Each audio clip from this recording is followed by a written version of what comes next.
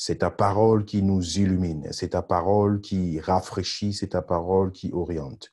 Partout là où tes enfants sont rassemblés en ce moment pour être, Seigneur, autour de ta parole, je prie que ta présence soit manifeste. Je prie, Saint-Esprit, que tout obstacle et toute interférence soit ôté au nom de Jésus, que toutes les distractions soient ôtées au nom de Jésus et que ta parole, celle-là qui est puissante, qui est plus tranchante qu'une épée à double tranchant, pénètre les cœurs et que ce que tu veux accomplir dans la vie de quelqu'un ce soir soit accompli.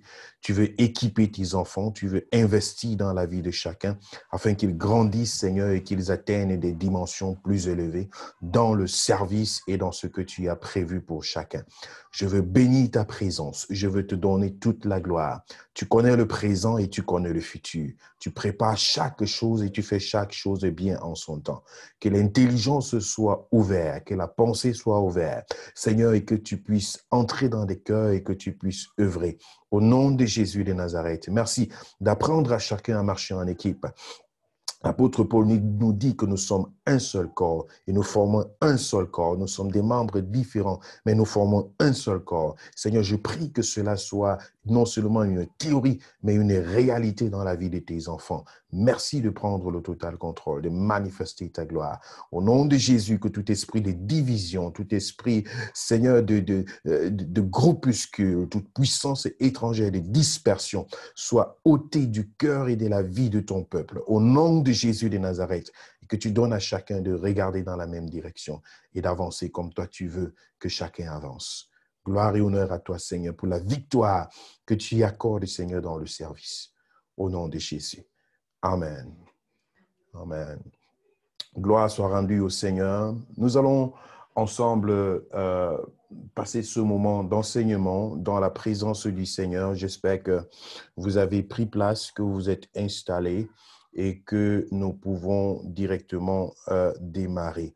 S'il y a une urgence, n'hésitez pas à faire signe. J'ai un clin d'œil sur le chat dans notre page Zoom, mais aussi sur notre page Facebook. Pour ceux qui sont en ligne, vous pouvez naturellement poser des questions s'il y en a et vous pouvez, n'est-ce pas, faire signe en temps opportun. Nous restons dans une lancée interactive. Alors, je m'en vais vous partager comme habituellement notre PowerPoint. Je vais commencer par vous faire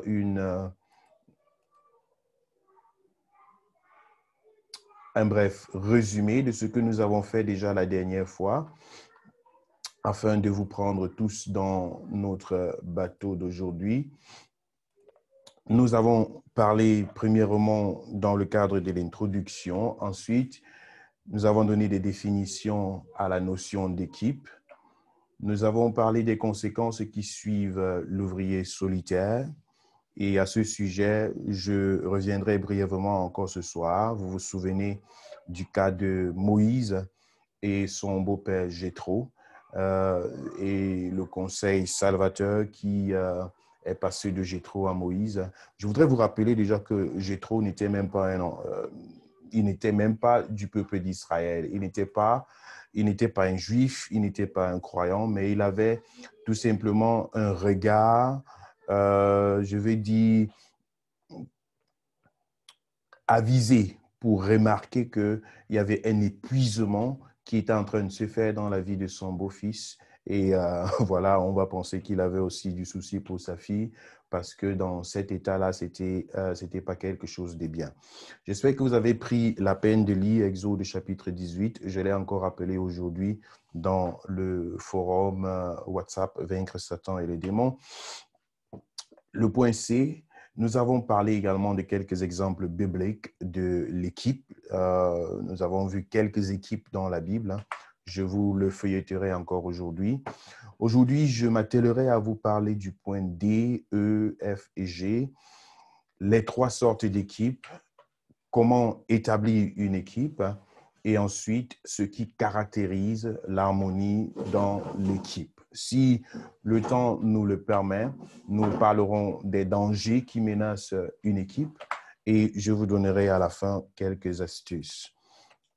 Donc, nous avons parlé de Dieu déjà, qui a la notion d'équipe et qui travaille en équipe depuis la Genèse. L'homme a été fait dans cette constellation-là d'équipe. C'est avec cette pensée-là que Dieu a fait l'homme. Et l'Ecclésiaste, dans son chapitre 4, le verset 8 à 12, ce passage euh, nous a préoccupés la dernière fois et nous a fait remarquer que dans le travail d'équipe, le travail de deux, un résultat, plus un bon salaire en ressort. Et lorsque on travaille seul dans la solitude, on est beaucoup plus épuisé. La notion d'équipe dans la société, nous en avons parlé nous avons observé les animaux dans leurs caractéristiques, dans leur façon de fonctionner. Nous avons également parlé du succès dans les entreprises sur le domaine professionnel.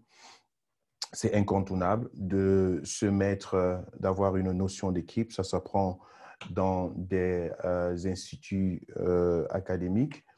C'est très important. La famille et les relations, il faut avoir la notion d'équipe. Sinon, ce sera difficile. C'est lorsque la notion d'équipe est perdue que voilà, le désarroi s'installe dans les familles, les divisions, les divorces et beaucoup d'autres choses. Lorsqu'on ne regarde plus dans la même direction, alors ça devient très, très difficile. De la même façon, au niveau des relations. Nous avons présenté quelques exemples bibliques en parlant de l'équipe de Jésus. Il a rassemblé avec lui des disciples et en dehors des disciples qu'il avait avec lui, il avait avec lui un groupe de femmes qui étaient suffisamment nanties et pleines de reconnaissance pour le parcours de délivrance qu'elles avaient bénéficié et elles ont décidé de mettre leurs biens à la disposition de Jésus pendant qu'il s'occupait à l'œuvre. Nous avons parlé de l'équipe de l'apôtre Paul et également l'équipe de Pierre, nous l'avons vu. L'équipe de David, il avait rassemblé autour de lui des personnes qui étaient dans le désarroi, dans des difficultés extrêmes. Et à travers ces personnes, il a plus tard remporté de très grandes victoires. L'équipe de l'apôtre Pierre, lorsqu'il s'est levé pour bâtir l'Église telle que Jésus le lui avait recommandé. Nous avons vu l'équipe de Moïse et l'équipe de Gédéon. Aujourd'hui, nous voulons nous tourner vers quelque chose d'autre. Je le fais rapidement parce que nous en avons parlé, Adam et Ève, voilà, la complaisance dans la solitude, ça c'est l'exemple d'Élie qui se disait être le seul prophète qui soit resté sur la terre, mais Dieu l'a profondément réprimé en lui disant qu'il n'était pas le seul. Si vous relisez ce passage, vous allez vous rendre compte que c'était la solitude. Disons, pas seulement la solitude, mais une volonté personnelle d'isolation. Élie venait de remporter la victoire sur le mont Carmel, il venait de faire consumer environ 400 prophètes de Baal, il venait de remporter une grande victoire.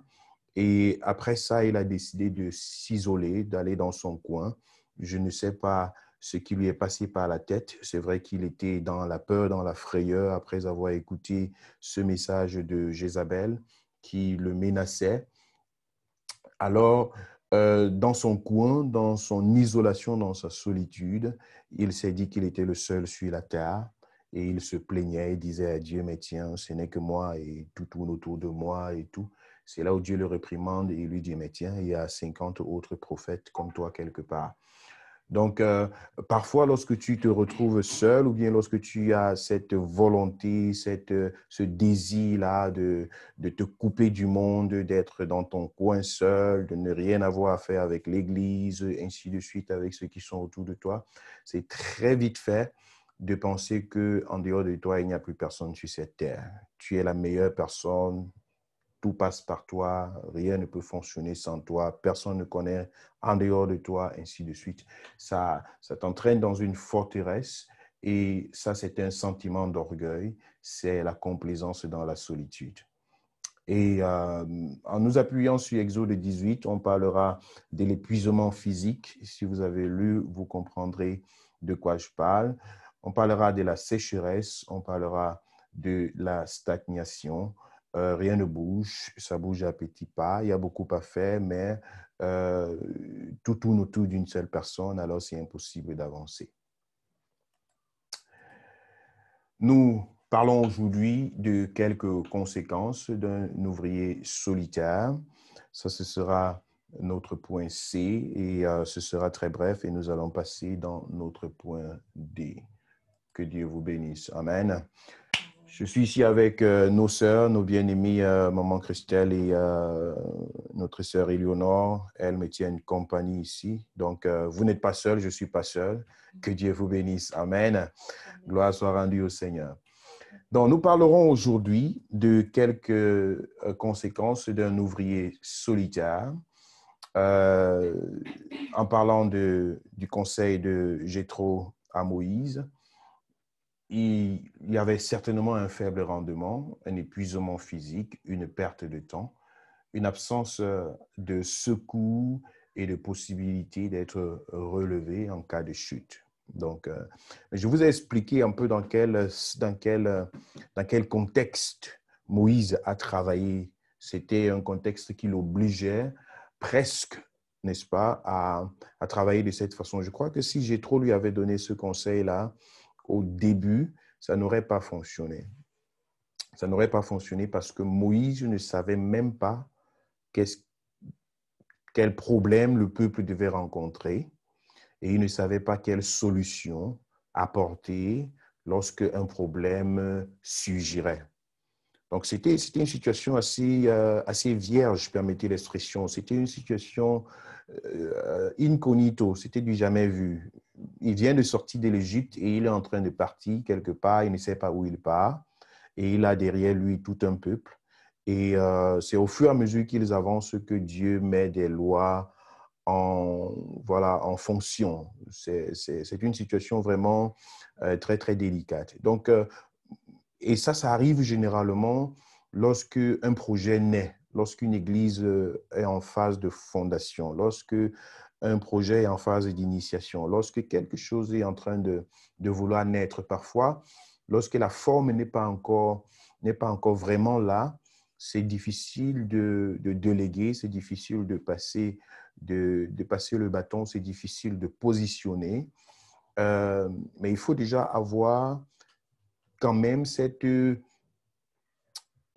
aptitude-là, cette capacité-là de discerner à quel moment la chose est prête à être passée. Le bâton est-il prêt à être passé? Donc, je crois que lorsque Jéthro est arrivé et qu'il a vu Moïse, Moïse avait raté le discernement, il avait raté de discerner le temps de passer le bâton. Je crois qu'à ce moment-là, il y avait déjà quand même certaines choses qui avaient déjà pris structure, sinon, il n'aurait pas fait des chefs de 1000, chefs de 100, chefs de 50 et de 10. S'il a pu les faire, c'est qu'il avait déjà quelque chose à leur transmettre. Il avait déjà un carquois, il avait déjà un certain nombre d'informations, un certain nombre de savoir-faire qu'il était donc appelé à leur transmettre. Donc, ça demande un discernement pour savoir quand est-ce que passer le bâton. Et ça, nous allons le voir tout à l'heure aussi dans le titre que j'ai réservé, dans lequel je parlerai de la sélection d'une équipe, de la constitution d'une équipe. Qu'est-ce qui entre en jeu lorsqu'il faut constituer une équipe? Je vous parle comme à des personnes qui sont appelées à servir le Seigneur d'une façon ou d'une autre, dans leur maison, dans les cellules de prière, dans un groupe dans l'église, à être membre d'un groupe, à être à la tête d'un groupe, d'un département, à avoir quelque chose à faire dans l'église du Seigneur. Et également, cette notion vous aide certainement dans d'autres domaines de la vie. Donc, lorsqu'on est ouvrier solitaire, on a un faible rendement, on est épuisé physiquement, on perd du temps, on n'a pas du secours et on n'a pas de possibilité d'être relevé en cas de chute. Je le martèle, je l'ai déjà dit plus d'une fois, mais je le martèle encore parce que c'est ça la volonté de Dieu. Vous savez, la prison, c'est quoi? La prison, c'est tout simplement l'isolation. La prison, c'est le fait, je parle des prisons que nous avons dans le monde, c'est le fait tout simplement de te mettre seul, quoi. Donc, et dans notre culture aujourd'hui, chez nous en Afrique, c'est un peu différent. Ton papa, tes parents vont bien te fouetter, vont bien te chicoter, ça c'est ta punition. Mais au jour d'aujourd'hui, la punition en Europe et là où nous nous trouvons, qui fait beaucoup plus mal aux enfants, c'est lorsque tu les envoies dans leur chambre, hein. Quand tu lui dis maintenant, tu vas dans ta chambre, maintenant tu vas à la douche, tu restes là-bas seul, mais mon fils alors, c'est terrible. Quand tu l'envoies dans sa chambre, c'est plus que la chicotte. Donc l'isolation, c'est quelque chose qui ne fait pas partie de la nature de l'homme. J'allais dire de la nature de Dieu. C'est pourquoi il a dit faisons l'homme à notre image et à notre ressemblance. On manque de force et d'efficacité pour résister devant certaines espèces démoniaques, ça c'est sûr. Facilement entraîné dans l'orgueil et l'esprit de jugement. Le deuxième point, il se résout avec l'Église, avec la communauté, avec l'Assemblée des frères. Okay? C'est pourquoi quelqu'un qui dit qu'il n'a pas besoin de l'Église, je veux tout simplement dire la personne se livre à Satan. Vous savez, l'Église, c'est la structure que le Seigneur a laissée sur la terre. Il a dit à Pierre, tu es Pierre, et sur cette pierre, je bâtirai mon Église. Voyez-vous? Donc, si l'Église n'était pas incontournable, j'entends beaucoup de gens et beaucoup de tentatives se faire dehors de dire qu'on n'a pas besoin de l'Église. J'espère que ces personnes ne sont pas sérieuses parce que les personnes qui défendent vraiment cette, cette opinion-là qu'on n'a pas besoin d'Église, je crois que c'est de l'hérésie, c'est loin de la parole de Dieu. J'ai vu en 2008 une série de mouvements et de vents contraires qui a secoué dans les églises en Allemagne et en Europe. Je ne veux pas prononcer les noms, mais un certain monsieur qui a commencé vraiment sur la scène européenne à faire sortir les gens des églises avec des doctrines d'enseignement contre la dîme, d'enseignement contre le fait qu'une personne peut se mettre devant et chanter, les autres répondent. C'était vraiment des idées bizarres. Du fait que les gens vont se déplacer pour aller quelque part dans une salle pour adorer le Seigneur. Il a sorti certaines théories comme quoi c'est seulement à la maison que les gens doivent se retrouver, dans les maisons, dans Actes des Apôtres. Ce serait comme ça que les gens ont connu le Seigneur.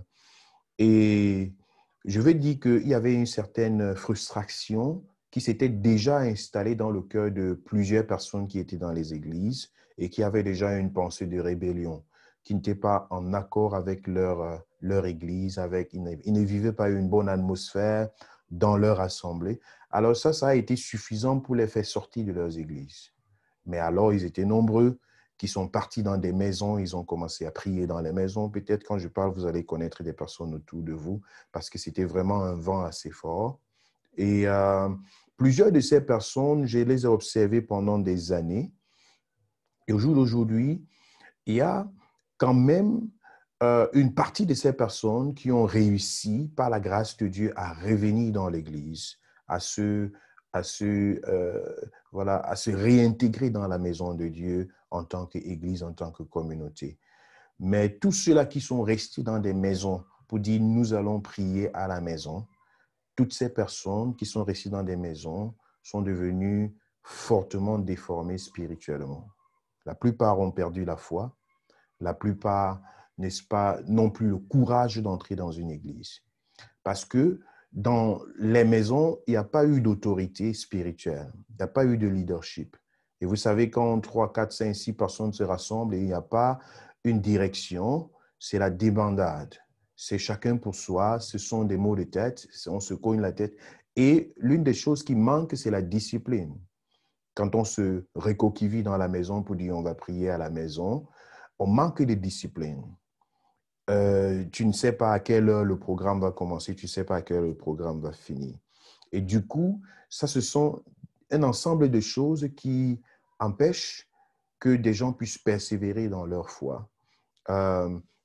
C'est pourquoi je crois fermement que en dehors de l'Église, comme étant l'institution divine faite par Dieu, par Jésus-Christ, l'ayant donné à Pierre.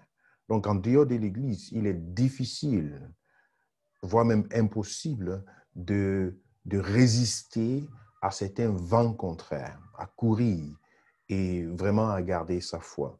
Parce que l'une des raisons d'ailleurs que certaines personnes ont pour se recoquiller dans l'Église, c'est soit qu'elles ont été blessées, ça veut dire qu'elles ne sont pas prêtes à pardonner, elles refusent de pardonner, soit elles se trouvent plus utiles, plus grands, plus savants, plus savantes que ce qui se passe dans l'Église. Alors ça, c'est tout simplement de la rébellion, c'est de la désobéissance. Donc, il y a beaucoup de choses qui se passent là derrière et il faut donc faire très attention. L'un des modules sur lequel nous nous étalerons dans le cadre de l'école du disciple s'intitule l'Église. Donc, Ecclesia, c'est un module assez grand, assez long, que je trouverai l'occasion de communiquer ici. Également dans le cadre de la classe de la fondation, nous avons le 7e ou le 8e cours qui est intitulé la communion fraternelle. Et dans ce cours, il y a une bonne partie qui se consacre à l'Église. Donc, manque de force et d'efficacité pour résister devant certaines espèces démoniaques, facilement entraînées dans l'orgueil et l'esprit de jugement, complexe de supériorité, je l'ai signalé tout à l'heure parlant du prophète Élie, le risque de ne pas considérer le travail ou l'effort des autres. Voilà, donc on est très vite poussé à mépriser les autres, à ne même pas s'imaginer que quelqu'un d'autre peut faire ce que tu fais. Tu te dis que non, comme c'est toi qui fais, c'est l'excellent. Si quelqu'un d'autre fait, c'est mauvais. Ce n'est que ce que tu fais qui est bien. Donc ça, ce sont les attitudes d'un ouvrier solitaire quand il veut être au centre et personne d'autre que lui.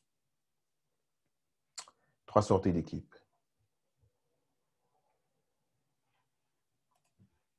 Je voudrais croire que tout est en place. Je jette un coup d'œil sur nos amis de Facebook. Que Dieu vous bénisse. Notre sœur Valérie, depuis Kehl, du côté de, pas très loin de Strasbourg, et notre sœur Susanna. Alors, le point D, ABCD, donc c'est le 4e chapitre de ce cours. Il s'intitule « Les 3 sortes d'équipes ». Il faut comprendre qu'avant de former une équipe, il faut savoir quelle est l'équipe que je veux former, quelle sorte d'équipe est-ce que je veux former. Il faut savoir quelle sorte d'équipe existe. C'est pourquoi j'ai inclus ce chapitre qui sera bref mais illustrateur. La première équipe dont nous allons parler, c'est une équipe formée autour d'un seul ministère. Autour d'un seul ministère. La Bible nous parle de 5 ministères. Éphésiens chapitre 4, verset 11. Il a donné les uns comme apôtres, pasteurs, docteurs, évangélistes et prophètes. Donc, il y a 5 ministères et nous pouvons avoir une équipe qui est formée autour d'un seul ministère. OK? C'est-à-dire, il y a une personne qui porte un ministère et toute une équipe est là pour courir avec ce ministère. Je vais vous donner les détails tout à l'heure. La deuxième équipe que nous allons considérer, c'est une équipe formée d'individus ayant tous le même ministère. OK? La troisième équipe, c'est l'équipe formée d'individus ayant des ministères différents. Là, je parle de ministère, mais vous allez rapidement le convertir en capacité, en don, en potentiel. Voilà ce que les uns et les autres peuvent faire. Ça permet de mieux comprendre de quelle sorte d'équipe nous sommes en train de parler à chaque fois. Donc, la première équipe, donc, c'est l'équipe formée autour d'un seul ministère. C'est une équipe qui est constituée de frères et de sœurs engagés à œuvrer sous un même ministère. Nous allons prendre l'exemple de Jésus, donc l'exemple du Seigneur Jésus. Ils sont tous sous la même vision. Chacun fournit des efforts physiques spirituel, matériel ou financier pour l'épanouissement du dit ministère. Vous pouvez vous rappeler de comment Jésus a fonctionné. Et j'aime vraiment cette équipe-là. C'est une équipe qui a fonctionné sur plus de 3 ans et qui a fait un travail excellent. Quand j'essaie d'étudier les différentes équipes dans la Bible, celle de Jésus est presque celle qui a tenu le plus longtemps possible, avec la même vision, courant vers la même direction. Celui-là même qui n'a pas pu tenir, n'est-ce pas, je fais allusion à Judas, il a dû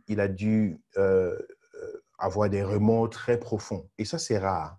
C'est rare de voir quelqu'un qui manque sa place dans une équipe et qui manifeste vraiment des remords. Donc, si Judas a pu manifester des remords, c'est qu'il a vu la réussite que l'équipe de Jésus a pu atteindre, a pu avoir comme résultat. Donc, il s'agit ici là d'une équipe de personnes qui sont sous la même vision. Chacun fournit des efforts physiques, spirituels, matériels, financiers pour l'épanouissement du dit ministère. C'est un seul objectif, c'est un seul ministère, un seul berger, un seul troupeau, un seul Dieu, une seule vision. Il y a quelque chose à accomplir. Et maintenant, Dieu donne à chacun, Dieu donne aux uns et aux autres la capacité, le potentiel, n'est-ce pas, les instruments nécessaires. Et chacun apporte de ce qu'il a comme capacité, comme équipement, et met à la disposition du ministère pour dire ce que nous voulons accomplir, voilà ma participation. Ceux qui apportent leur participation financière pour l'accomplissement, ceux qui apportent leur participation spirituelle pour l'accomplissement, ceux qui apportent, n'est-ce pas, de leur savoir pour l'accomplissement. Je prends l'exemple d'un culte. Un culte, c'est comme un seul projet. C'est ce que nous voulons faire. Nous voulons apporter un culte d'adoration au Seigneur. Nous voulons que le Seigneur soit glorifié un dimanche. On a 2 heures de temps pour célébrer le Seigneur. Et puis, il y a des personnes qui ont des capacités, qui ont du talent. Il faut peut-être des instruments, il faut financer, il faut telle et telle chose, il faut de la logistique. Et puis, on apporte des finances. Il faut prier pour préparer spirituellement le culte. Il y a des personnes qui sont dans l'équipe de la prière, qui sont à genoux devant le Seigneur, qui intercèdent. Il faut de l'interprétation. Il y a des personnes qui ont ce potentiel-là de pouvoir interpréter, qui se mettent à disposition, qui donnent de leur talent, de leur présence. Il faut la louange. Il y a des personnes qui ont ce don, ce fardeau, cette volonté de prêter leur voix pour adorer le Seigneur. Ces personnes sont à disposition. Il y a d'autres personnes qui doivent s'occuper des enfants. Vous voyez, c'est l'objectif. L'objectif est unique, mais il y a plusieurs participations qui permettent qu'à la fin, la chose puisse atteindre son objectif. Là, je parle d'un seul ministère, d'un seul objectif.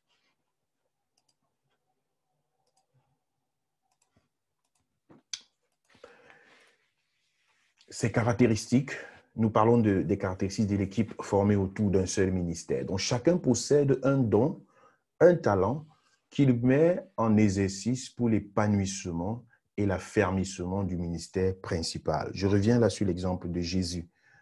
Donc, il y a un ministère, il y a une vision, il y a quelque chose à accomplir et chacun apporte ses dons, ses talents, il le met à l'exercice, il le met à la disposition pour que le ministère principal soit affermi ou alors voilà, soit solidifié, soit consolidé et que les choses avancent. Ça, c'est la première caractéristique de ce genre d'équipe.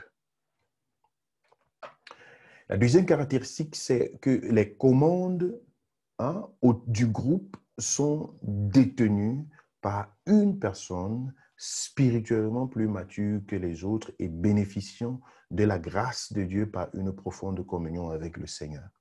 Ça, c'est une caractéristique fondamentale dans ce genre d'équipe. Il faut que la personne qui est à la tête de l'équipe et qui a les commandes du groupe, qui a les commandes de l'équipe, soit spirituellement plus mature et qu'il bénéficie d'une grâce de Dieu à travers une communion profonde avec le Seigneur.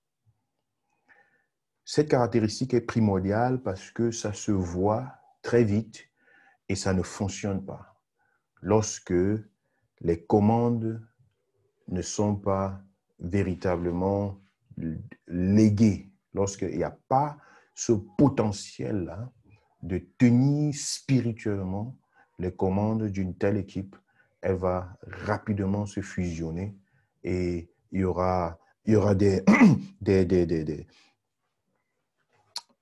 des autorités qui vont jaillir, chacun va devenir chef. Et puis, c'est très difficile lorsqu'il n'y a pas un leadership bien précis dans ce genre d'équipe, ça ne fonctionne pas. Chacun devient chef et ça, c'est le défaut.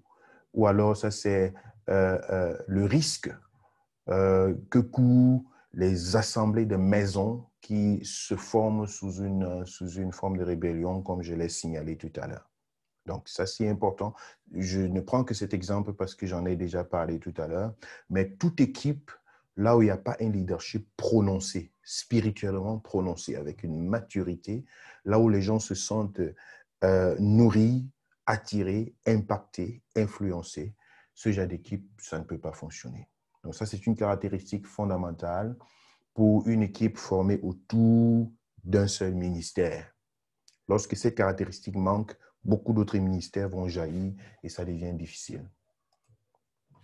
La troisième caractéristique de cette équipe, c'est que l'onction du leader est répartie sur toute l'équipe et l'équipe hérite spirituellement de ce que Dieu a déposé dans la vie du leader.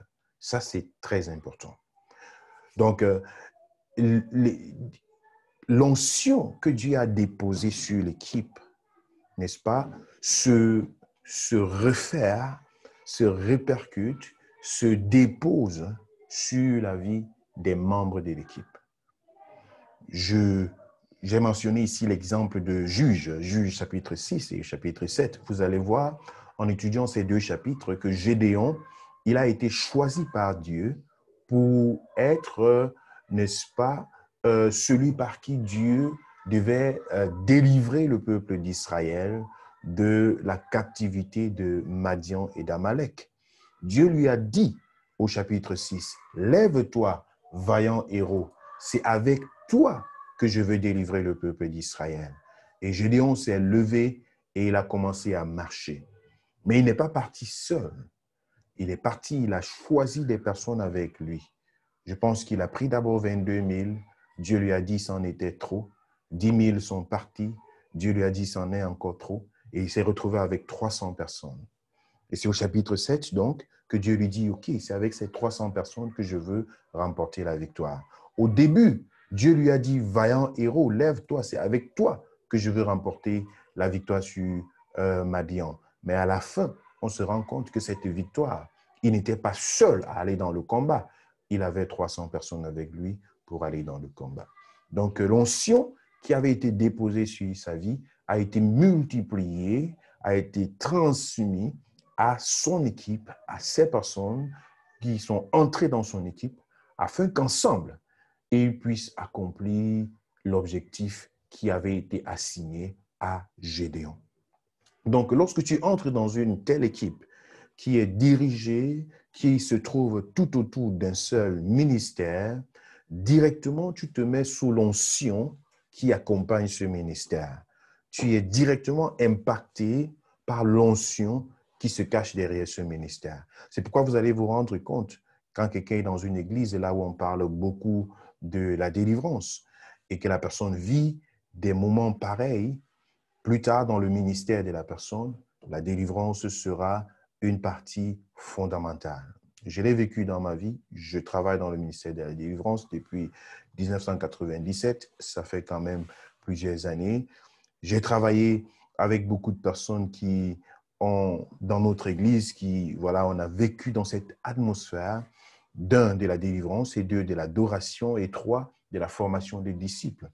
Aujourd'hui, si vous me demandez dans quel domaine j'exerce le plus dans la maison de Dieu, c'est la formation des disciples, c'est la délivrance. Et je suis quelqu'un qui met l'adoration comme étant l'une des priorités essentielles dans la vie du chrétien.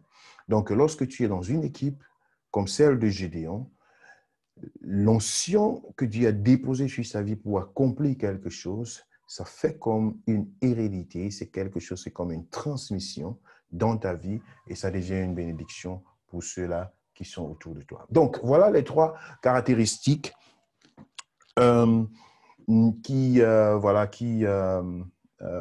qui concernent l'équipe formée autour d'un seul ministère.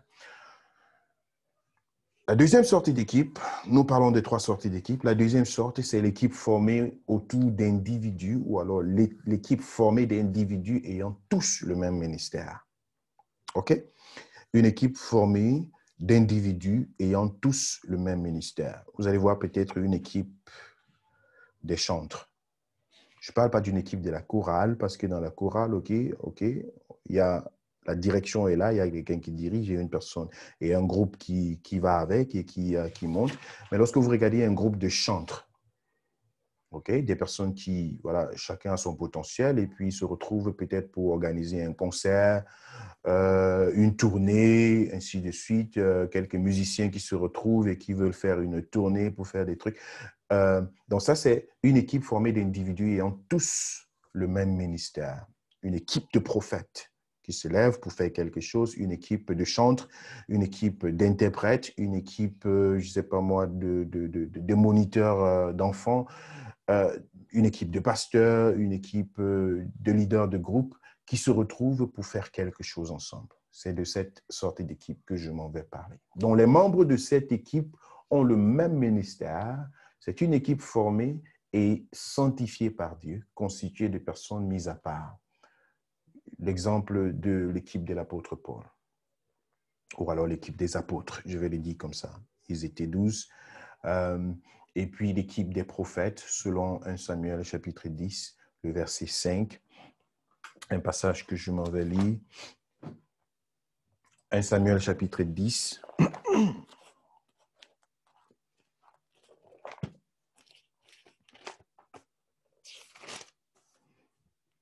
Donc Samuel, le verset 5, la Bible dit, « Après cela, tu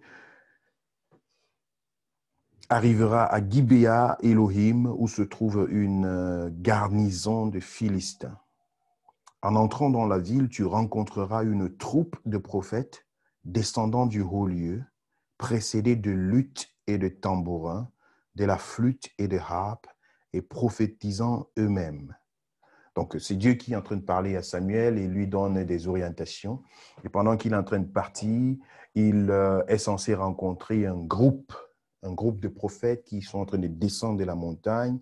Ils jouent de la luth et des tambourins et ils sont en train de prophétiser. Donc, ça, c'est une équipe de personnes, d'individus, n'est-ce pas, qui ont tous le même ministère et qui sont en train de travailler.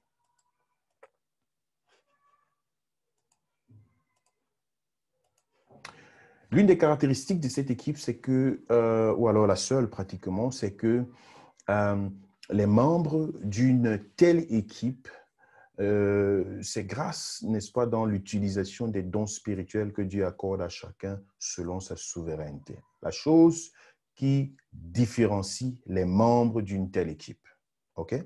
La chose qui différencie les membres d'une telle équipe, c'est la grâce dans l'utilisation des dons spirituels que Dieu accorde à chacun selon sa souveraineté.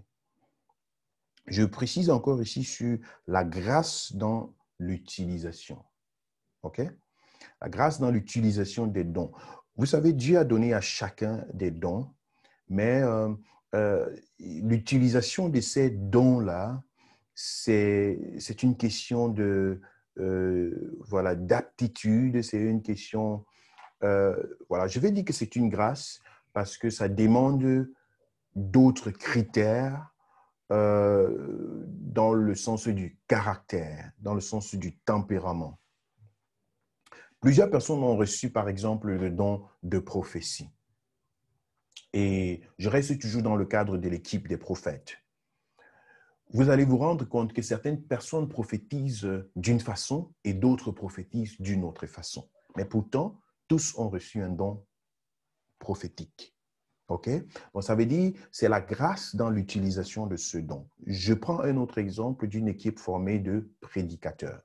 Ça veut dire c'est une équipe dans laquelle ils sont tous prédicateurs. Ils ont tous le même ministère et ils forment tous une équipe. Mais vous n'allez pas vous attendre que la prédication du prédicateur numéro 1 soit la même chose ou alors la même dynamique que celle du prédicateur numéro 10. Non, ils sont tous prédicateurs, mais chacun a une grâce dans l'utilisation de leur ministère, de ce que Dieu a déposé en chacun. Et cela dépend voilà, de certaines attitudes personnelles. Vous allez voir quelqu'un qui est peut-être plus calme, quelqu'un d'autre qui est peut-être plus bouillant, quelqu'un d'autre qui veut être plus détaillé, l'autre qui voilà, reste au niveau de l'essentiel, ainsi de suite. Donc, ce sera différent d'une personne à une autre. Et je veux dire que même culturel aussi, il y a des différences. Si vous allez écouter un prédicateur afro-américain qui va vous dire que le Seigneur est bon, sa phrase « le Seigneur est bon » peut ressembler à « le Seigneur est bon, le Seigneur est bon » et puis toute la salle crie « Amen ». Et un Européen de la Bavière va vous dire « le Seigneur est bon, mais le Seigneur est bon ». Et puis les gens vont peut-être dormir et tout. Mais c'est la même phrase, voyez-vous? C'est la même phrase, c'est la même constellation, c'est la même signification, c'est biblique, c'est la proclamation de la bonté du Seigneur ou bien du fait que le Seigneur soit bon. Donc, il y a ce côté culturel là aussi, le côté tempérament humain qui peut avoir une influence dans, n'est-ce pas, c'est pourquoi je parle de la grâce dans l'utilisation du don que Dieu a déposé en chacun. Un groupe de chantres et puis chacun a reçu le même don d'être chantre, d'être adorateur du Seigneur, d'être prophète, d'être ci ou ça. Mais la grâce dans l'utilisation, c'est ça qui fait la différence. C'est la seule chose qui met la différence dans une telle équipe. Autre caractéristique, la direction d'une telle équipe reste donc un débat. Mais en général, le plus habile, c'est-à-dire celui-là qui a plus de grâce dans l'utilisation du don, est accepté par tous les autres membres comme étant le leader de la dite équipe. Donc, c'est là où la différence se fait, qui est plus habile dans l'utilisation de son don. Tous nous avons le même don, mais qui a plus de grâce dans l'utilisation de son don. OK? Donc, c'est à partir de ce moment-là que le leader se différencie et les choses peuvent avancer. Au niveau de l'équipe l'équipe des apôtres, c'était différent parce que Jésus lui-même avait déjà discerné et Jésus lui-même avait déjà donné le bâton de commandement à Pierre. Donc, il n'y avait pas de débat pour savoir qui sera le leader dans l'équipe des apôtres. Mais il peut y avoir d'autres équipes là où on ne sait pas comment les choses doivent se passer. Alors, il faut discerner au niveau de la grâce dans l'utilisation du don que Dieu a déposé en chacun. Et ça peut changer rapidement parce que certaines personnes ont de la timidité. Ils ont le même don que celui-là qui est aujourd'hui leader du groupe, mais juste parce qu'il y a une certaine timidité, il y a une certaine appréhension et tout, la personne se retrouve en retrait. Demain après demain, cela peut partir et la grâce dans l'utilisation du don peut se révéler comme étant beaucoup plus efficace. Je ne veux pas dire plus meilleure que celle du leader, non, je parle plutôt d'efficacité. Parce qu'il ne s'agit pas d'une concurrence, mais il s'agit d'une complémentarité afin d'obtenir des résultats. OK? Donc, ça, c'est très important. Et c'est pourquoi vous allez le remarquer, pour ceux qui sont déjà avec moi pendant un bon nombre de temps, que les équipes que nous formons ne sont pas forcément, n'ont pas un leadership éternel. Le leadership de chaque équipe peut être muté. Ça veut dire, Dieu t'a mis à la tête d'une équipe aujourd'hui, ça ne veut pas dire que tu vas mourir à la tête de cette équipe. Et ça ne va pas te dire que le jour où on va te dire, tu laisses cette équipe, tu vas dans une autre équipe, que tu vas commencer à cogner la tête des gens ou bien à te sentir vexé parce que tu n'es plus à la tête de cette équipe-là. Non. Il peut arriver qu'il y ait un changement. Il peut arriver que tu passes d'une étape à une autre. Tu vois? Et ça te permet également de découvrir d'autres talents, d'autres dons, d'autres capacités que Dieu a mis en toi. Et ça permet aussi que d'autres personnes puissent avoir l'occasion de se découvrir soi-même et d'avancer avec le Seigneur dans ce que Dieu a déposé dans leur vie. Donc, cette notion-là est très importante parce que je reviens fortement là-dessus parce que c'est dans la maison de Dieu que j'ai vu beaucoup de dégâts à ce niveau. Que quelqu'un est à la tête d'une équipe et puis c'est comme si c'est voilà, une tombe qui a été scellée. Je suis ici et je vais mourir ici et personne d'autre ne peut faire ce que je suis en train de faire. Non, ça n'aide pas. Il faut plutôt être prêt à, à préparer même quelqu'un qui peut prendre la relève demain. Au moins ces deux personnes.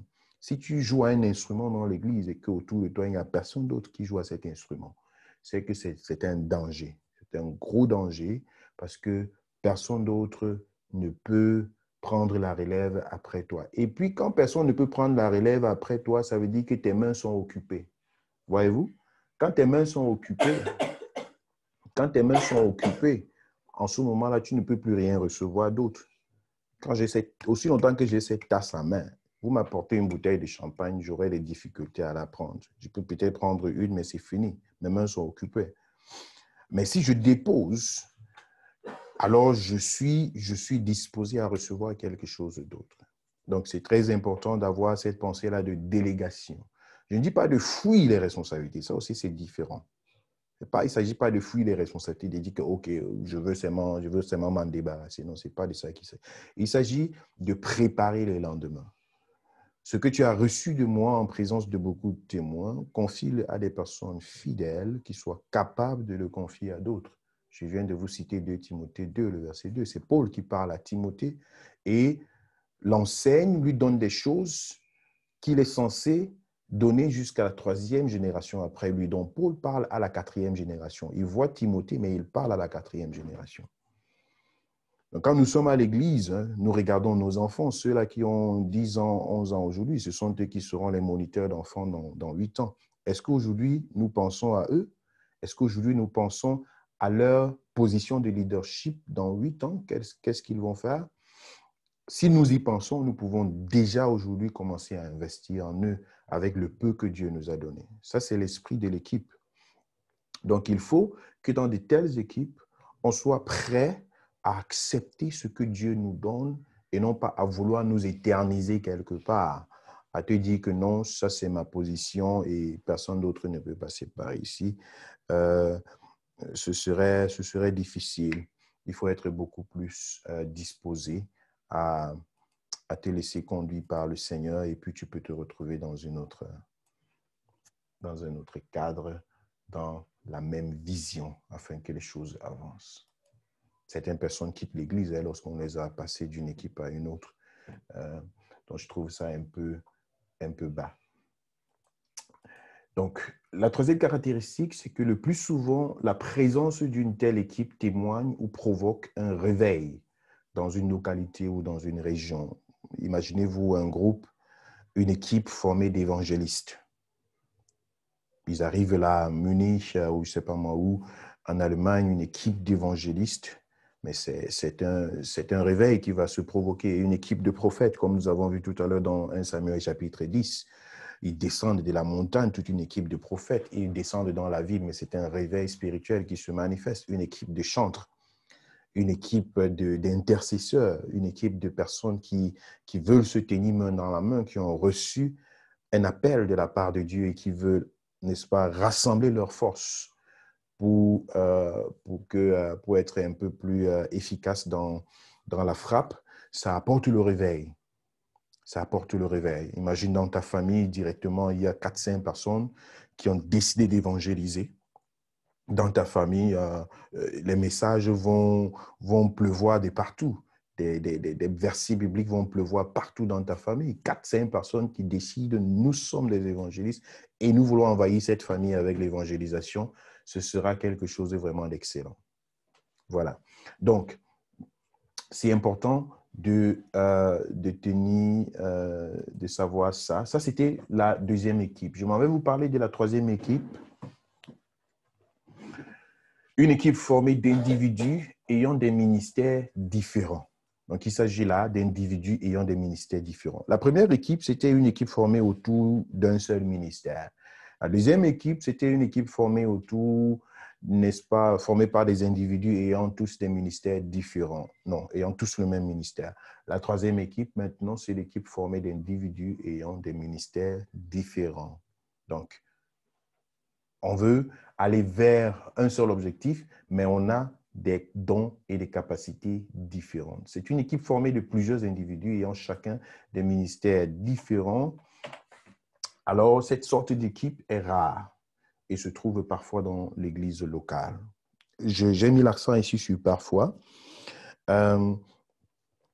parce que je trouve ça comme étant en réalité une grande richesse dans l'Église, mais je lutte à ce que ce soit une réalité et que ce soit accepté, et pas les leaders eux-mêmes et pas l'Église elle-même.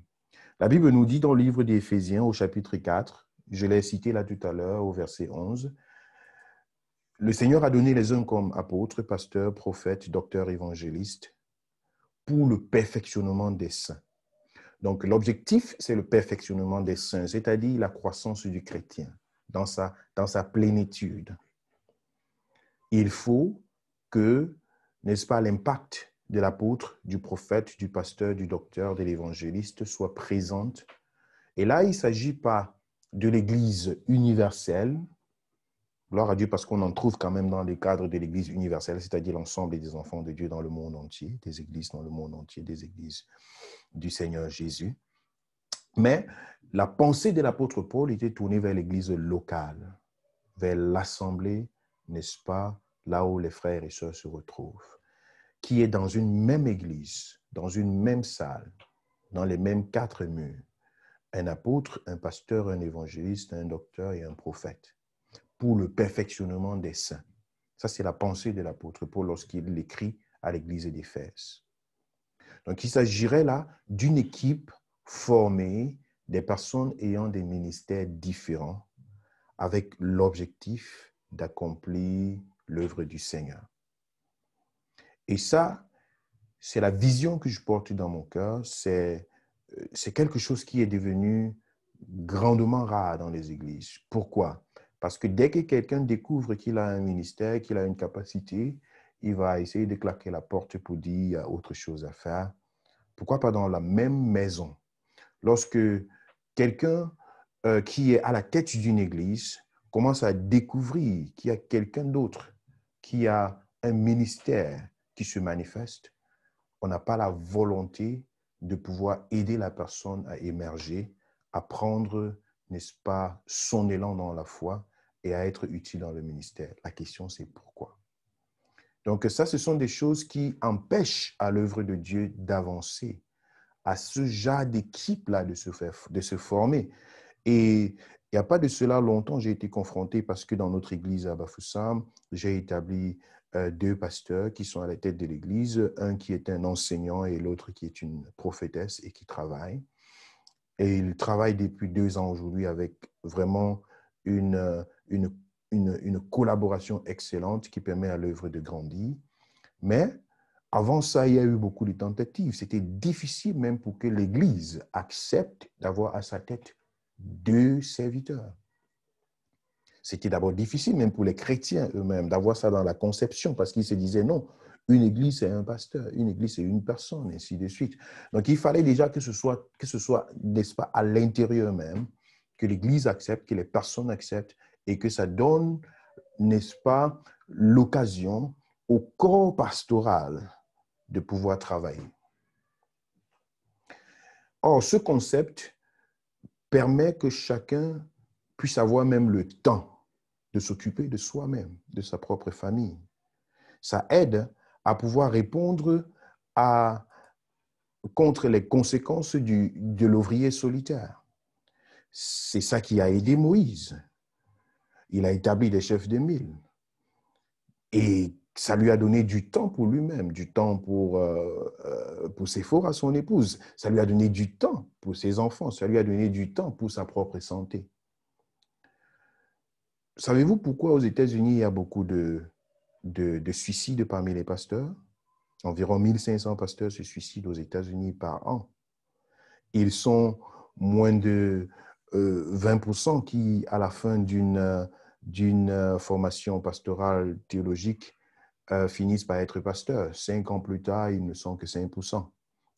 Pourquoi? Parce qu'aux États-Unis, vous avez un système d'église qui est centralisé sur un seul individu. Si vous rencontrez 10 églises aux États-Unis, je vous garantis que au moins 8 d'entre elles, vous ne connaîtrez pas le nom de l'église. Vous connaîtrez juste le nom du pasteur. Je peux vous citer beaucoup de noms. Je ne veux pas les dire ici sur les réseaux sociaux, mais vous connaissez. La plupart des grands prédicateurs, téléévangélistes et tout qui sont sur Internet et tout, il faut chercher par 2-3 fois pour connaître le nom de son église. C'est d'abord le nom de la personne que tu connais et l'église, ça vient peut-être en 5e, 6e position. Et ce n'est pas seulement une image qui est à l'extérieur, mais c'est également ça à l'intérieur. Tout est auto-centré et rien ne se fait, n'est-ce pas, sans que ça ne pèse sur une seule personne. Et tout ce poids-là devient insupportable. On en voit qui se retrouvent dans j'allais dire, des crises cardiovasculaires et beaucoup d'autres choses qui ne reflètent pas ce que Dieu veut. Donc, tout ceci, je le mets dans le compte de l'équipe, du manque de compréhension de ce que Dieu voulait transmettre en nous enseignant depuis la Genèse jusqu'à l'Apocalypse la notion d'équipe. Il n'y a pas un one-man show avec le Seigneur.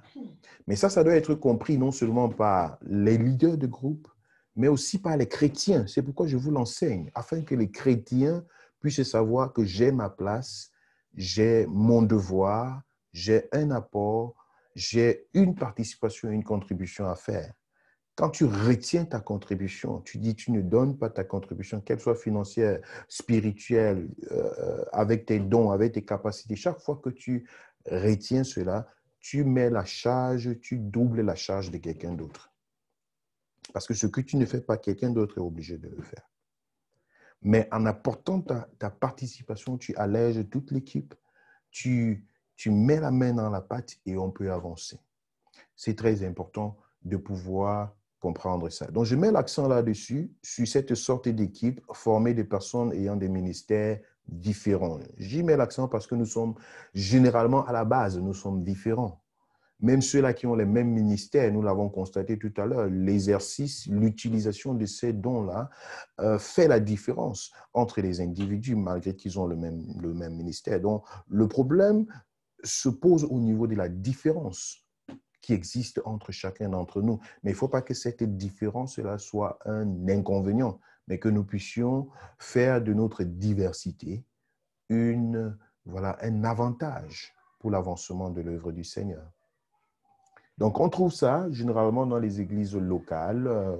C'est très rare, mais ça, c'est ce que je souhaite, que nous puissions davantage le trouver dans l'église locale. Que les leaders puissent accepter ça, mais que les chrétiens aussi puissent accepter ça et qu'on puisse avancer ensemble, main dans la main, dans une seule direction. Je rêve du jour où ce sera possible. La deuxième caractéristique, c'est qu'il est en principe difficile de la considérer comme une équipe, dans le sens propre du terme, car chacun exerce son ministère. Cependant, pour l'accomplissement de la même vision, ce qui en fait, à la fin, une équipe. Pourquoi? Parce que le travail de l'évangéliste peut avoir une autre tendance, celle du pasteur, celle du prophète peut avoir une autre tendance, celle de l'apôtre, celle du chantre peut avoir une autre tendance que celle de l'artisan ou bien de l'intercesseur. Il peut avoir des orientations, je ne veux pas dire des orientations, mais des approches différentes les uns des autres, mais à la fin, c'est un puzzle, c'est un objectif, c'est un seul mosaïque qui va être construit. Donc, ça, c'est l'une des caractéristiques qu'il ne faut pas perdre de vue dans le cadre de cette sorte d'équipe. C'est pourquoi parfois, ce genre d'équipe a besoin de beaucoup de communication pour éviter les malentendus. Il faut beaucoup de communication. Il faut communication sur une base régulière pour éviter les malentendus parce que le travail de l'un peut parfois paraître comme étant une contradiction au travail de l'autre. Ça peut très vite se faire. Alors, il faut beaucoup de communication, d'orientation, de clarification, non seulement dans l'équipe en elle-même, mais aussi autour de l'équipe. Voilà.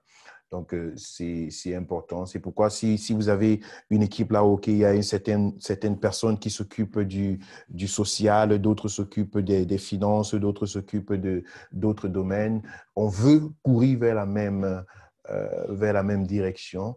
Il faut veiller à ce qu'il y ait une coordination. Voyez-vous? Il faut veiller à ce qu'il y ait une coordination. Donc, dans une équipe de ce genre, là où il y a un apôtre, un pasteur, un docteur, un évangéliste, un prophète, il faut qu'il y ait une coordination. Il faut qu'il y ait quelqu'un qui garde les choses. Dans une équipe là où il y a un chantre, un intercesseur, un financeur, un ceci et cela, chacun a ses dons, ses capacités différentes, mais il faut qu'à la fin, il y ait une coordination pour que l'équipe reste consolidée. Et c'est là où la chose se passe. Amen. Donc, jusqu'ici,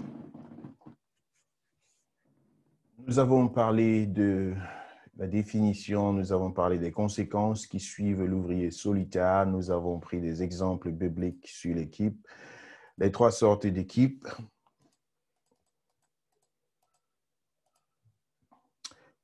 Comment établir une équipe, ce sera le prochain sujet. Et puis, ce qui caractérise l'harmonie dans une équipe, le temps nous permettra peut-être de l'engager. Sinon, je prends le temps à vous parler de comment établir une équipe. C'est quelque chose de très important. Que Dieu vous bénisse. J'espère que la connexion est encore bonne. De votre côté également sur Zoom. Tout va bien. Que Dieu vous bénisse. Donc, nous allons parler de ce sujet, comment établir une équipe. Après avoir vu les trois sortes d'équipes qui existent, nous voulons voir donc comment établir une équipe.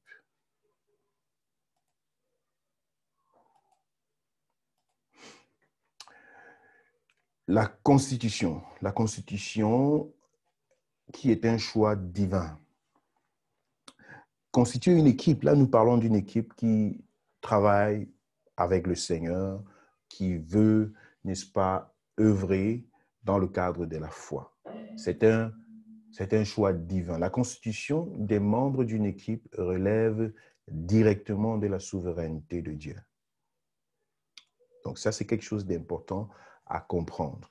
La constitution d'une équipe, le choix des membres d'une équipe relève directement de la souveraineté de Dieu. Pour ceux qui travaillent autour de moi, vous allez vous rendre compte que j'ai de temps en temps des équipes qui se forment et qui sont peut-être permanentes ou bien spontanées, qui sont momentanées, et que parfois quelqu'un peut se retrouver dans une équipe, il ne se retrouve pas dans une autre, et ainsi de suite. Il y a parfois une orientation. Cela n'a rien de personnel, d'individuel, et puis peut-être de disqualification de quelqu'un, ainsi de suite. Non, c'est une orientation divine en fonction du besoin. Si c'est ton besoin aujourd'hui, tu es dans cette équipe. Si ce n'est pas ton besoin, tu as un autre besoin, tu es dans une autre équipe, ou bien le temps viendra où tu seras dans une autre équipe. Donc ça, il faut toujours regarder comme Dieu regarde. Souvenez-vous de Samuel, de David, de l'équipe de David qui a été bâtie, mais ce n'était pas sa volonté que cette équipe-là soit bâtie autour de lui. Et c'était constitué des personnes qui étaient loin du premier choix. Rappelez-vous de l'équipe de Jephthé. C'était pas une volonté personnelle, mais c'était quelque chose de divin. Regardez comment Jésus a bâti son équipe avec les disciples. Il arrive quelque part et puis il voit Matthieu, il lui dit, mon ami, abandonne ce que tu es en train de faire, viens et suis-moi. Il arrive quelque part, il voit Pierre, il dit, jette ton filet, abandonne ton bateau et viens et suis-moi. Donc, c'était vraiment une directive qui n'était pas faite par les hommes, mais qui était directement inspirée par le Saint-Esprit.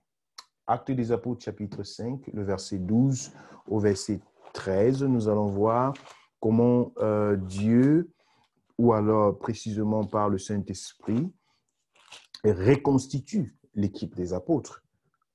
Actes chapitre 5, le verset 12 et le verset 13, la Bible nous dit « Beaucoup de miracles et de prodiges se faisaient au milieu du peuple par les mains des apôtres. Ils se tenaient tous ensemble au portique de Salomon et aucun des autres n'osait se joindre à eux, mais le peuple les louait hautement. » Là, on voit une équipe forte qui s'est établie, n'est-ce pas, autour des apôtres. Une équipe que les apôtres, ou alors une puissance forte qui se manifestait autour de l'équipe que les apôtres avaient constituée. Je vais vous montrer dans Actes chapitre 6 également quelque chose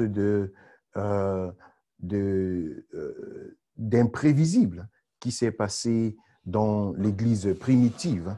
La Bible nous dit à partir du chapitre 1, verset 1, chapitre 6, Actes des apôtres. En ce temps-là, le nombre des disciples augmentant, les hellénistes murmurèrent contre les Hébreux parce que leurs veuves étaient négligées dans la distribution qui se faisait chaque jour. Les 12 convoquèrent la multitude des disciples et dirent, « Il n'est pas convenable que nous laissions la parole de Dieu pour servir aux tables. C'est pourquoi, frères, choisissez parmi vous 7 hommes et de qui l'on rend un bon témoignage, qui soit plein d'Esprit Saint et de sagesse, et que nous chargerons de cet emploi, et nous continuerons à nous appliquer à la prière et au ministère de la parole. » Cette proposition plut à toute l'assemblée. Ils élurent Étienne, homme plein de foi et d'Esprit Saint, Philippe, Prochor, Nicanor, Timon, Parménas et Nicolas, prosélyte d'Antioche. Ils les présentèrent aux apôtres qui, après avoir prié, leur imposèrent les mains.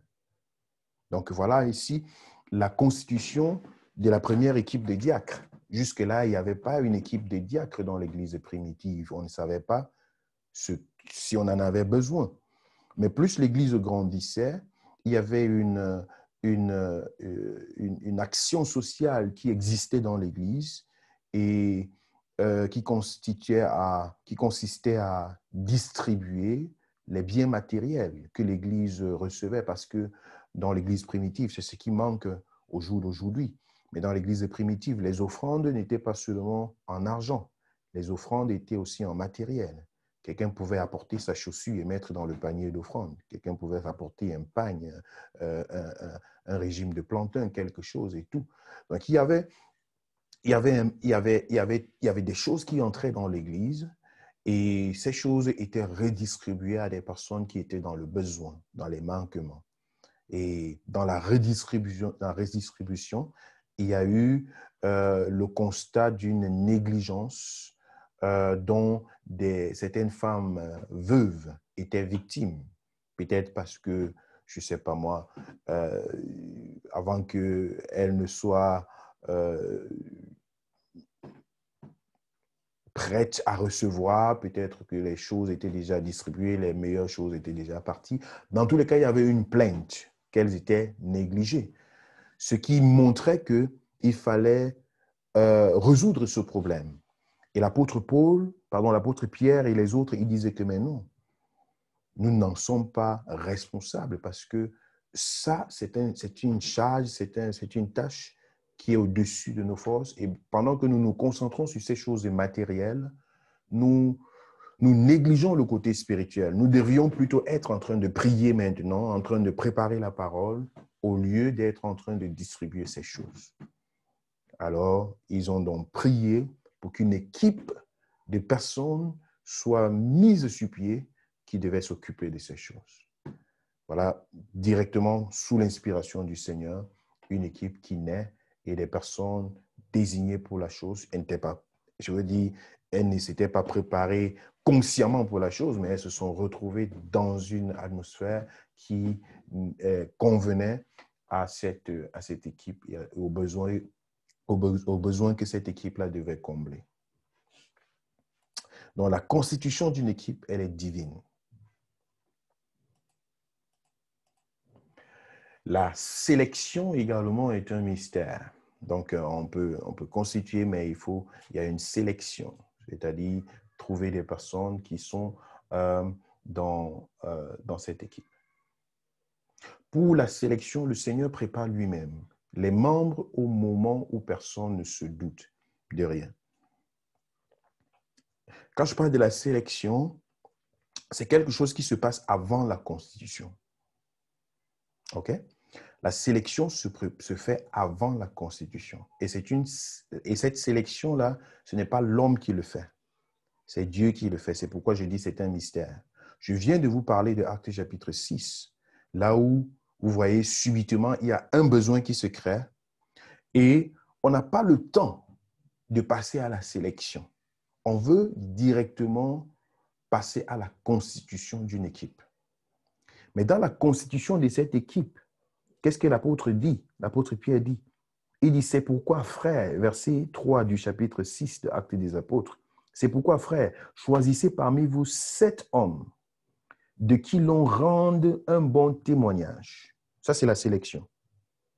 Qui soient pleins d'Esprit Saint et de sagesse et que nous chargerons de cet emploi. Donc, ce n'est pas ce jour-là que quelqu'un devait décider d'être plein d'Esprit Saint. Ce n'est pas ce jour-là que quelqu'un devait décider d'avoir un bon comportement afin qu'on rende de lui un bon témoignage. Ce n'est pas ce jour-là que quelqu'un devait décider de devenir sage. Donc là, c'est 3 critères qui font partie de la sélection, qui ont déjà préqualifié cette personne à se retrouver dans une équipe pareille. Et au moment de la constitution de l'équipe, directement, les choses se passent par le Saint-Esprit. Je vous ai mis ici sur mon écran l'exemple de David. David qui s'est retrouvé comme étant le roi d'Israël, mais qui avait été sélectionné par Dieu bien avant. David, c'était le fils d'un berger. Et pendant que ses frères étaient en guerre, lui, il avait pour devoir de garder les troupeaux de son père. Et dans les brousses, quand un ours venait, David défendait les brebis de son père. Quand le lion venait, David défendait les brebis de son père. Donc, il avait déjà cette préparation-là, cette présélection-là à être le berger du troupeau.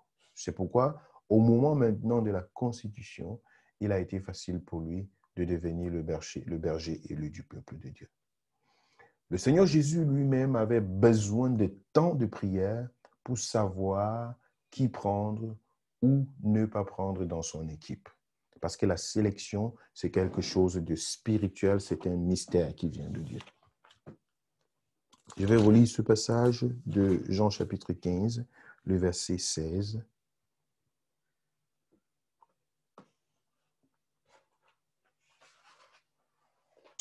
Ce n'est pas vous qui m'avez choisi, mais moi, je vous ai choisi et je vous ai établi afin que vous alliez et que vous portiez du fruit qui demeure et que votre fruit demeure afin que ce que vous demanderez au Père en mon nom, il vous le donne. Ce n'est pas vous qui m'avez choisi, mais c'est moi qui vous ai choisi.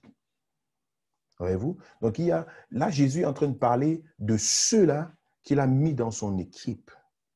Et c'est moi qui suis venu vers vous. Et c'est moi qui vous ai pointé pour dire, toi, tu dois entrer dans mon équipe. Donc, le Seigneur, il avait ce temps dans la prière, ce temps pour discerner et pour comprendre qu'est-ce que Dieu veut, qui est la personne que Dieu veut dans telle équipe. Et je pense que ça, c'est important pour la réussite des équipes. C'est vrai qu'il y a toujours un Judas quelque part, mais il faut savoir qu'il faut marcher dans la volonté de Dieu. Il faut sélectionner selon la volonté de Dieu et savoir est-ce que je suis à ma place. Et si on n'est pas à sa place, avoir suffisamment d'humilité pour chercher une autre place et laisser que ce soit compris de cette façon-là. Gédéon fut instruit par Dieu pour savoir ceux qui, parmi le peuple, devaient se livrer au champ de bataille contre Madian. Je ne veux pas survoler ce passage parce qu'il est vraiment intéressant. Je vais essayer de le retrouver. Donc, Gédéon avait l'appel de Dieu. Il devait aller pour délivrer le peuple d'Israël de la servitude et de l'esclavage auquel Madian les avait soumis. Je vais lire au chapitre 7 du livre de Juges. Le verset 1er. Jérubal, qui est Gédéon, et tout le peuple qui était avec lui se levèrent de bon matin et campèrent près de la source de Harod. Le camp de Madian était au nord de Gédéon, vers la colline de Morée dans la vallée. Donc, regardez ici, Gédéon se lève le matin et il a tout le peuple avec lui. Dieu lui a donné une mission et il va pour accomplir cette mission. Il a tout le peuple avec lui qui se lève pour dire, nous partons ensemble.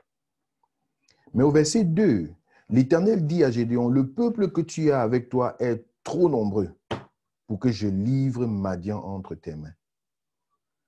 Il pourrait en tirer gloire contre moi et dire, c'est ma main qui m'a délivré. Alors, Dieu commence donc une stratégie avec Gédéon et lui dit, je veux passer à la sélection.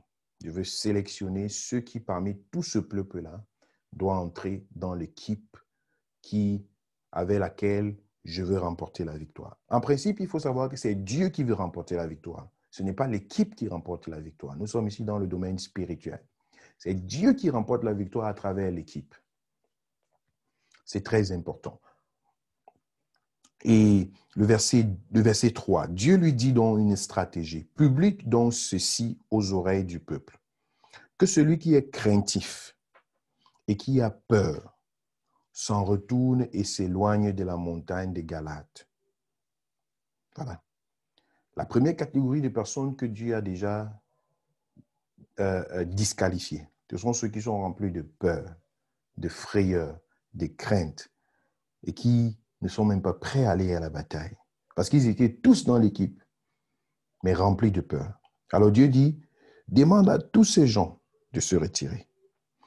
Alors, 22 000 hommes parmi le peuple s'en retournèrent et il en resta 10 000. Voyez-vous?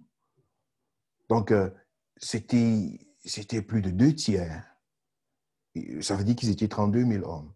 Donc, juste ce premier critère a disqualifié 22 000 personnes. Ils sont rentrés et il restait 10 000. C'est pourquoi lorsque tu marches dans la peur, dans la crainte, dans la frayeur, c'est difficile d'accomplir des objectifs.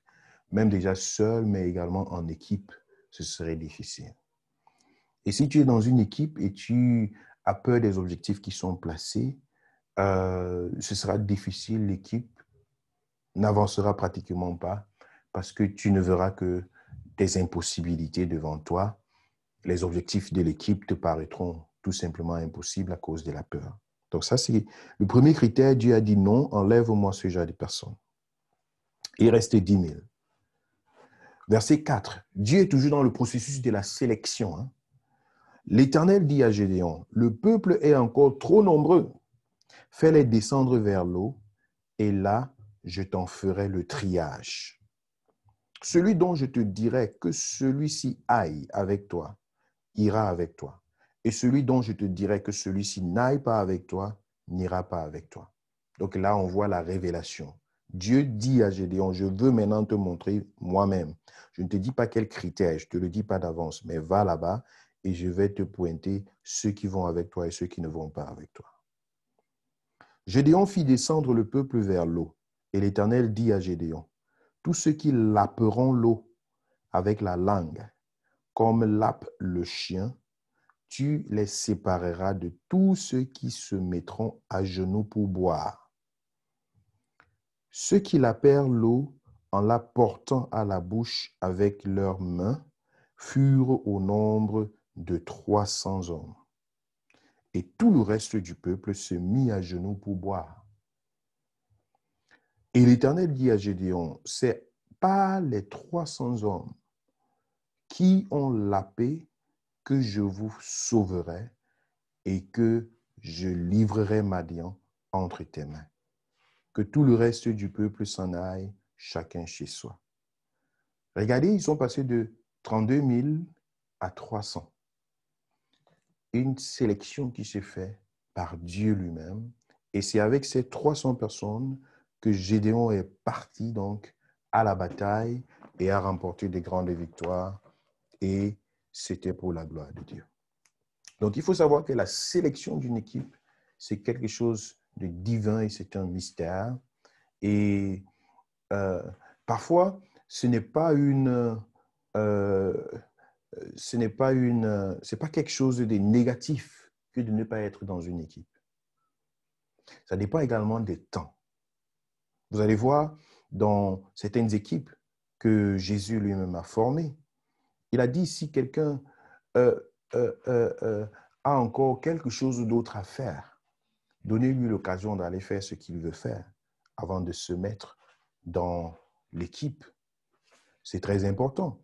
Si, je crois que je vais vous retrouver ce passage dans l'Ancien Testament aussi. Dieu dit à l'un de ses héros, parmi tout le peuple, ceux qui viennent de se marier, mets-les un peu de côté. Ceux qui viennent d'avoir un enfant, mets-les un peu de côté. Ceux qui viennent d'acheter une maison, mets-les un peu de côté. Ceux qui viennent de faire ceci, mets-les un peu de côté. Et maintenant, les autres, avancez avec eux. Ce n'est pas que, comme tu viens d'avoir un enfant, tu es disqualifié. Non, c'est plutôt que tu as besoin du temps. Il y a des équipes dans lesquelles tu ne peux pas être et des équipes dans lesquelles tu serais beaucoup plus efficace. Donc, quelqu'un qui vient de se marier, on ne peut pas lui exiger de courir le rythme de quelqu'un qui est célibataire. Quelqu'un qui est mère au foyer, peut-être qui est dans une famille monoparentale, qui est le père et la mère à la fois, tu ne peux pas lui imposer quelque chose que tu imposes à quelqu'un ou bien que tu attendrais de quelqu'un qui est célibataire et qui peut à chaque moment mettre son sac au dos et faire 800 km sans s'arrêter.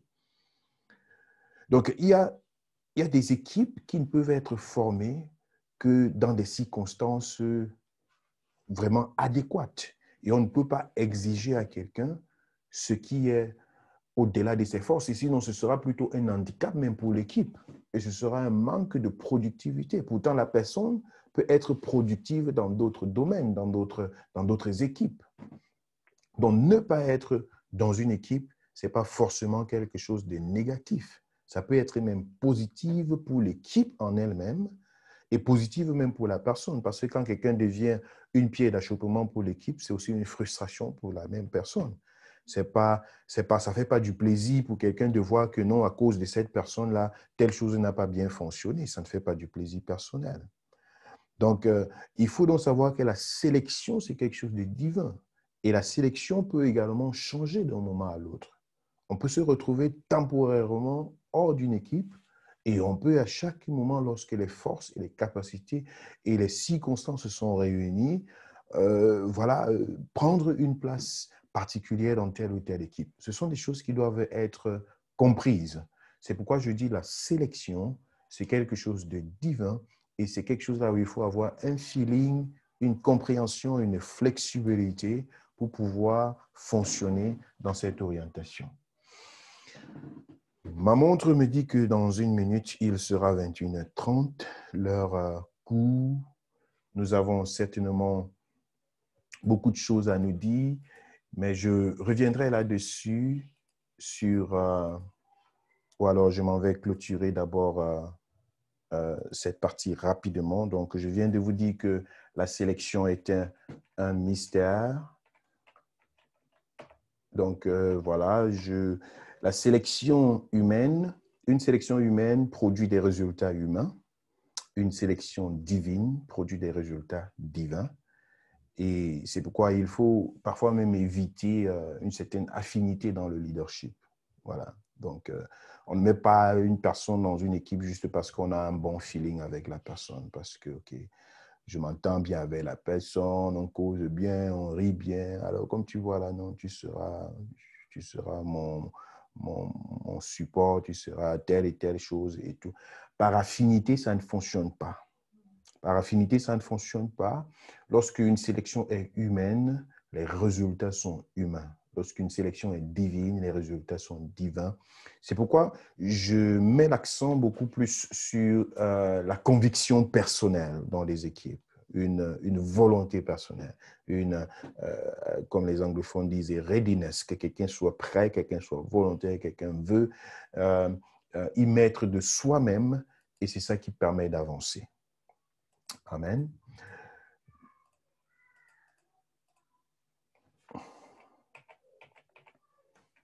OK.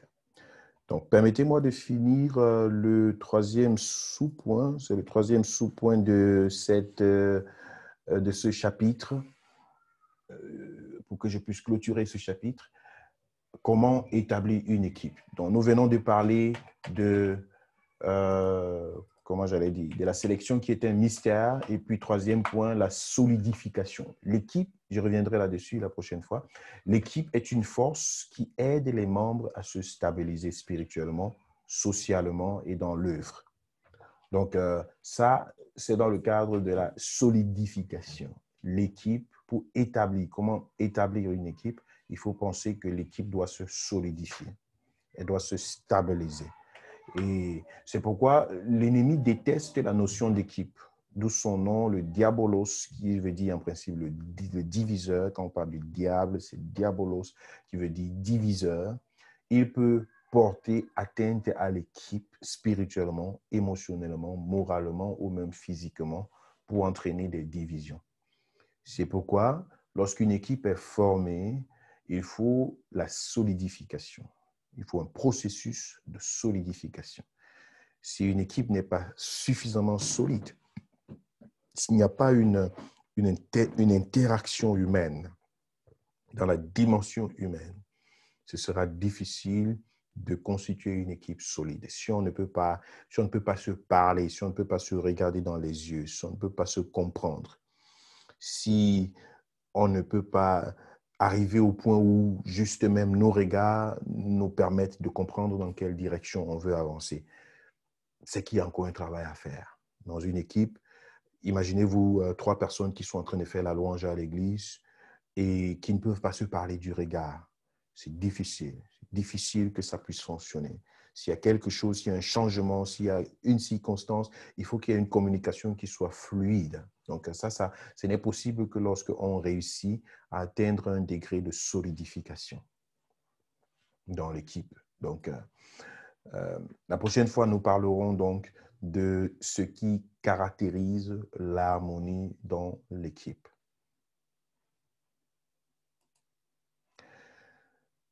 Que Dieu vous bénisse. À nos amis également sur Facebook, nous sommes avec vous. Que le Seigneur vous bénisse de ce côté-là. Si vous avez des questions, je les prendrai. Et à ceux qui sont avec nous sur Zoom, je vais de ce pas vous donner l'occasion de poser une question et la prochaine fois, nous reviendrons pour clôturer. Et je prévois une phase pratique sur Zoom la prochaine fois. Que Dieu vous bénisse.